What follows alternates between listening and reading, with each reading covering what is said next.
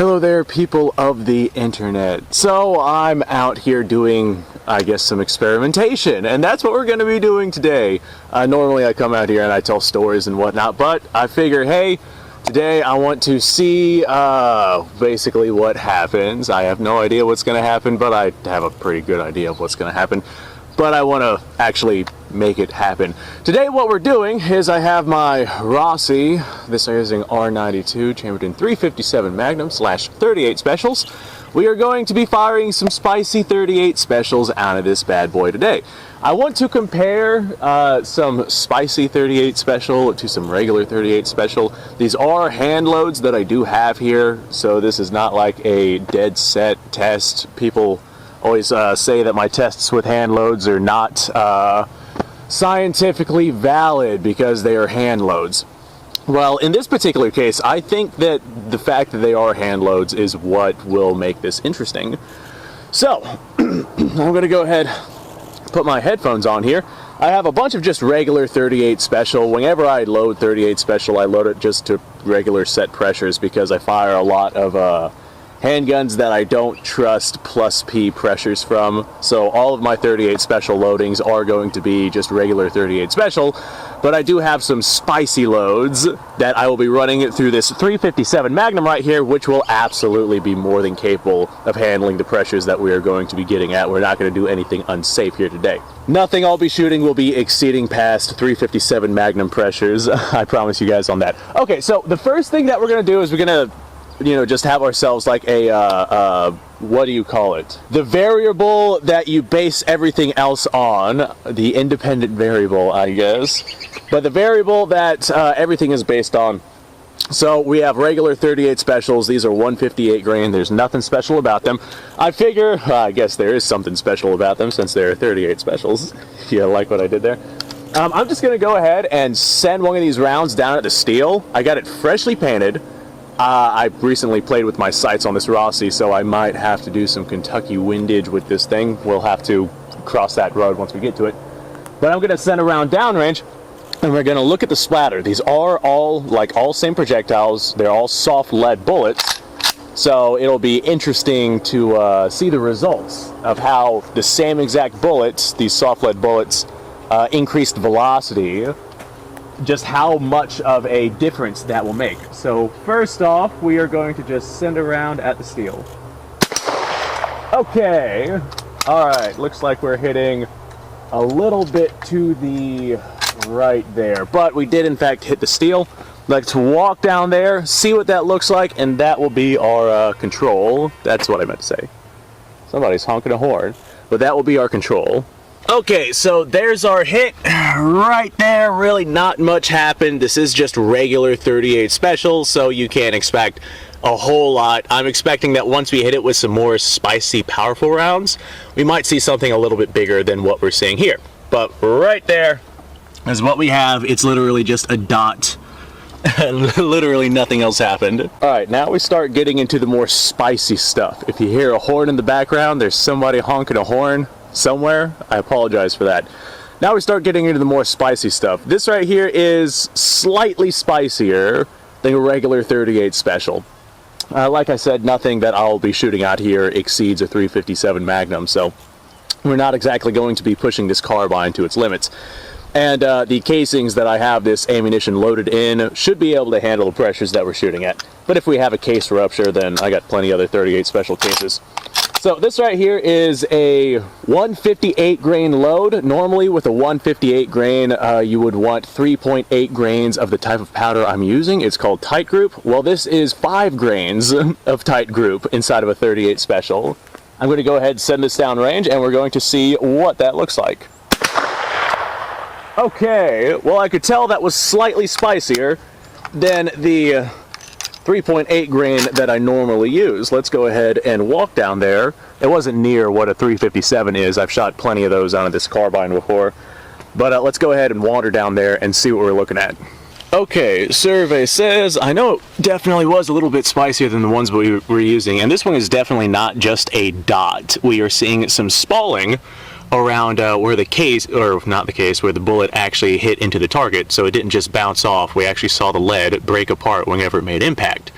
So that's cool. So we are getting to the point to where we're going to start seeing increased sizes of the impact on target. I was a little worried that we would have just a dot nonstop, so it is cool to see that that my worries are not something that I have to worry about anymore.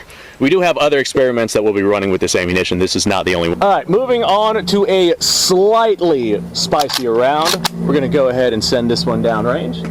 This right here is just a tad bit spicier than the one that we had just fired. Let's go ahead, send it down range, and see what happens. All right. I can't tell where I hit my target. That one right there definitely had a little bit more zest behind it. Still not as much as a 357 Magnum, because I'm not loading these to that pressure, but for a 38 Special, that felt like it had some oomph behind it, and that makes sense with the way that these are loaded up. Okay, so looking at the target, it looks like we hit the target, but it looks like we hit kind of low with this one, and we hit the crap that was down below. So unfortunately, this particular round on this target, there's not really an easy way to tell for this. All right, this one is going to be slightly spicier than the one that we just fired. Whenever I send it down range, I'm going to go ahead and try to make sure that I hit the middle of my target. That last one, it definitely felt like user error, just kind of squeezing the trigger. I felt myself move just a little bit. But this one right here is just slightly spicier. So I guess the one in the middle that we just missed out on really isn't that much of a miss. We're just going to compare the mildly spicy one from before to this spicier one that we're shooting now. Let's see if this 38 brass case will be able to hold up to this. All right, that felt more like a 357 Magnum, and that makes sense because this right here, the loading was very similar to a 357 Magnum. Not quite as far as a 357 Magnum will go, but pretty damn similar. All right, as expected, our little case right here, I don't see any issues with bulging, no fracturing, no anything like that. So cool, that is actually really good to know. These particular cases are, they should be strong enough to handle what we're doing here. I'm not worried about any ruptured cases. All right, let's walk down there and see what this near 357 Magnum pressured 38 looks like. Okay, as I increase the pressure, I'm noticing that the rounds are actually falling lower than what I originally have 38s fall at. So I don't know why, but they start traveling faster. For some reason, they start, you know, going lower. So I'm expecting if I shoot 357 Magnum from this stuff that it'll actually shoot lower than my current point of aim. First round we hit in here, you can see the spalling over there, so that's just inconclusive. Second round right here is significantly larger. The impact on target is significantly larger than the other ones that we have seen. So that's actually pretty cool to look at. Okay, so we are seeing, actually I wonder what a 357, like an actual 357 impact would look like on target. I don't have any 357s, but that would be cool to run with this test. But right now I guess we're just going to stick to the 38 specials that I have. All right, now comes the fun part. Let's go ahead and grab one of my regular old 38s. This right here is a nothing special, regular loaded 38.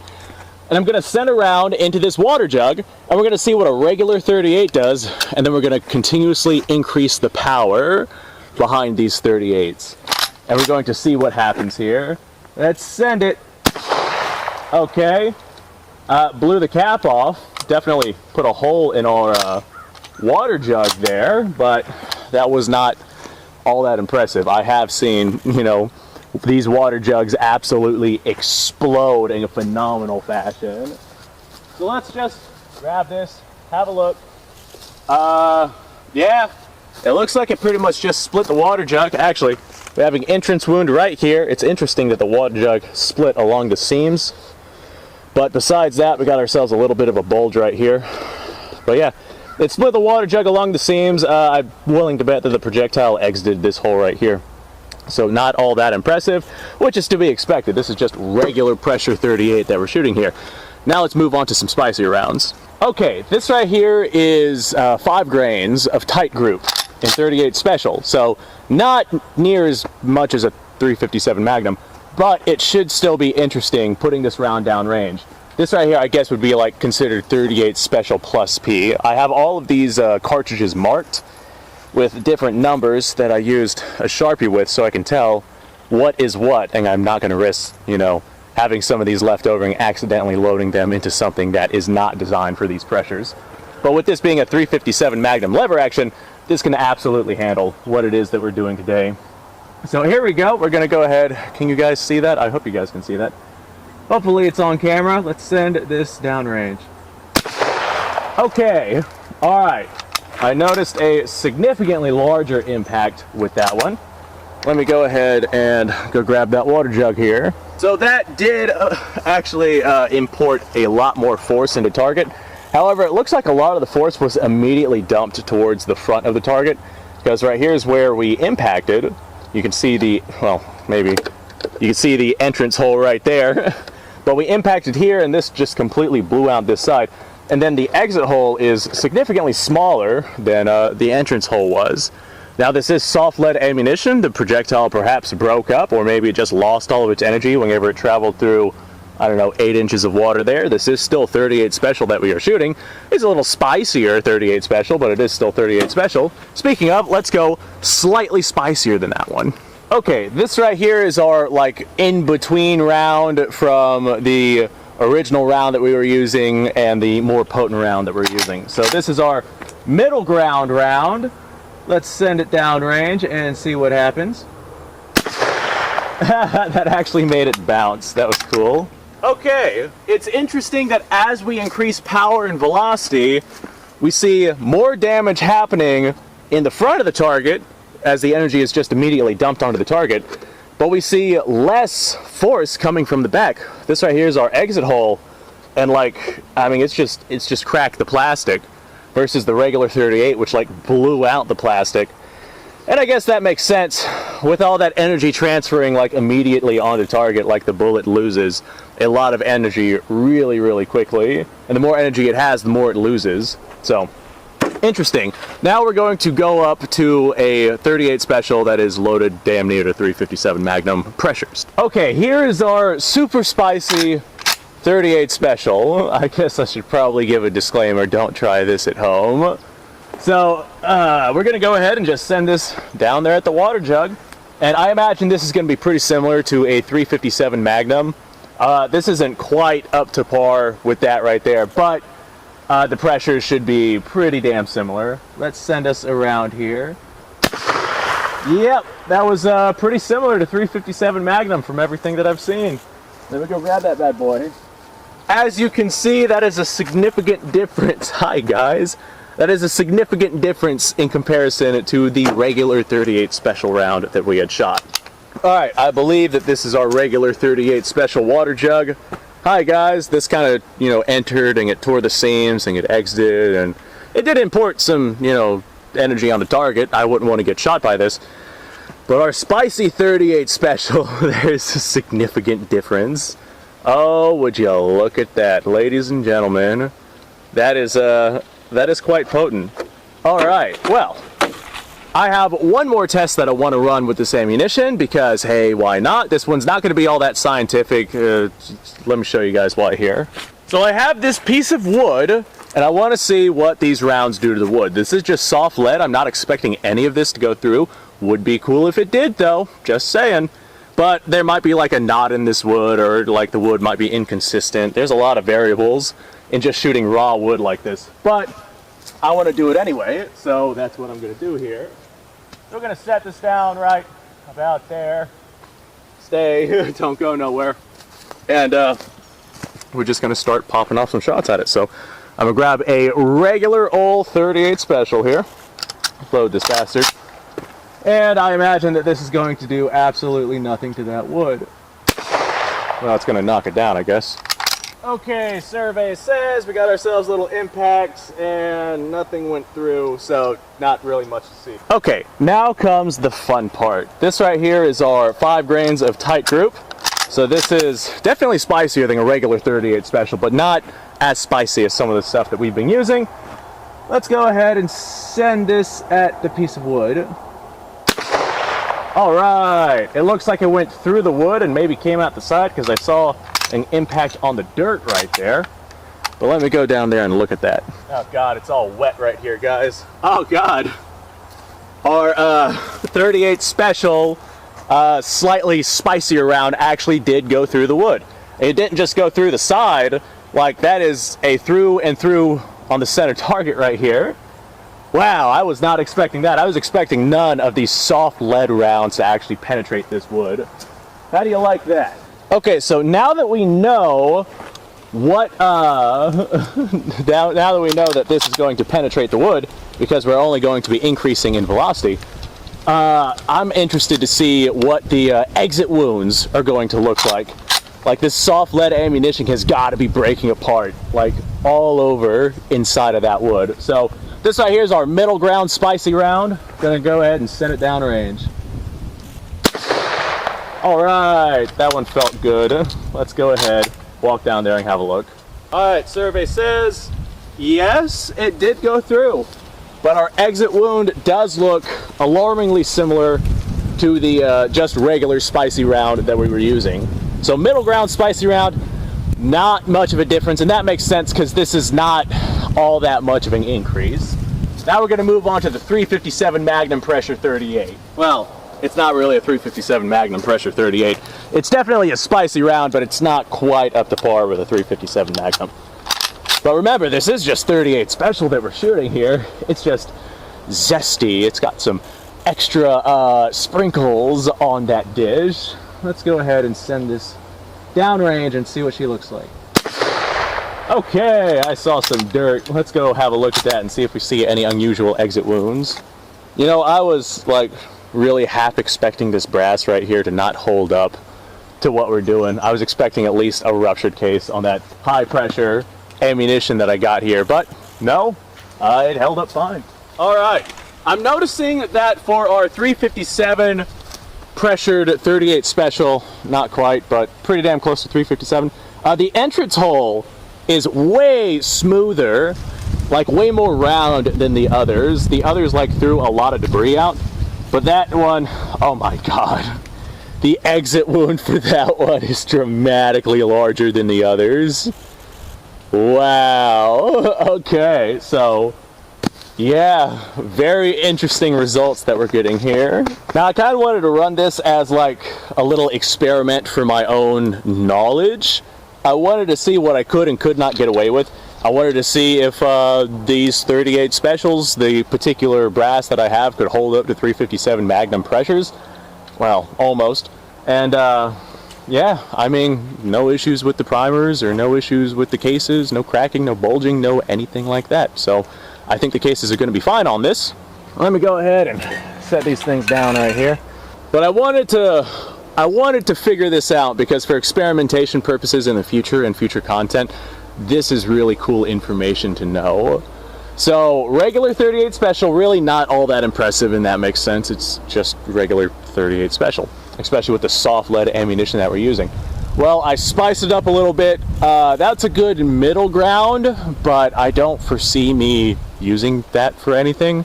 I mean, that's basically plus P ammunition, or plus P plus at that point, I guess. But I think I spiced it up a little bit more, and the results were absolutely negligible. I think I spiced it up to the point of reaching damn near 357 Magnum pressures, and we saw 357 Magnum results from a 38 Special without any issues whatsoever, as long as you're firing it from a 357 rifle. Do not load spicy rounds into a 38 Special rifle. Like, don't go loading your 38 Special to 357 Magnum pressures and then load it into a 38 Special firearm. The reason I'm doing this is because this is a 357 Magnum. I would never do this in a 38 Special. But fun time. Interesting results. Like I said, I was absolutely expecting nothing to go through that wood, but the spicy 38 just absolutely blew through that wood without any problems whatsoever. So hey guys, thanks for watching. I do appreciate your time. Let me know what you guys' thoughts are down below. We got the wind blowing and it's moving around these jugs that I just destroyed for this experiment. Thanks for watching, folks. I appreciate your time. I think I already said that. Like, subscribe, share, typical YouTube outro thing. Links in the description. Go ahead and go check that out. I want to hear what you guys have to say on this. I'm sure somebody's going to go down in the comments. They're going to talk about, they're going to give me a long story about their loads that they use for their particular firearms, and it'll be interesting to see what people have to say about it. So Let me know what you guys think down below. And besides that, if you guys go off, have yourself a fantastic day. I'm probably going to continue to make videos and record because it's my day off and I'm having fun. So I'm going to go do that. You guys do whatever it is that you do.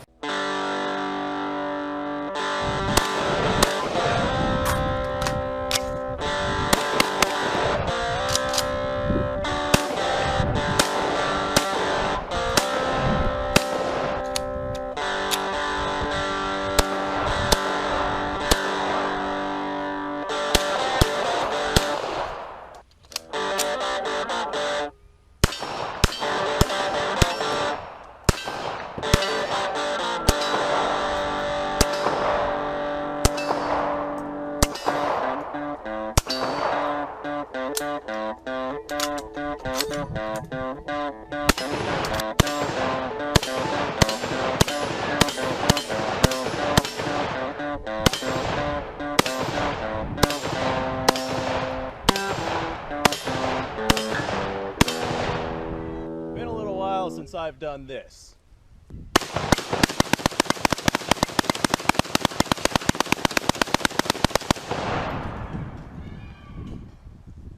Bonnie and Clyde be damned. The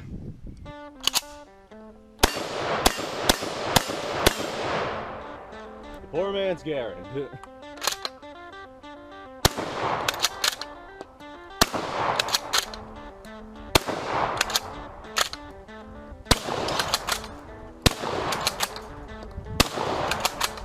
Shame that bolt-action shotguns aren't more mainstream.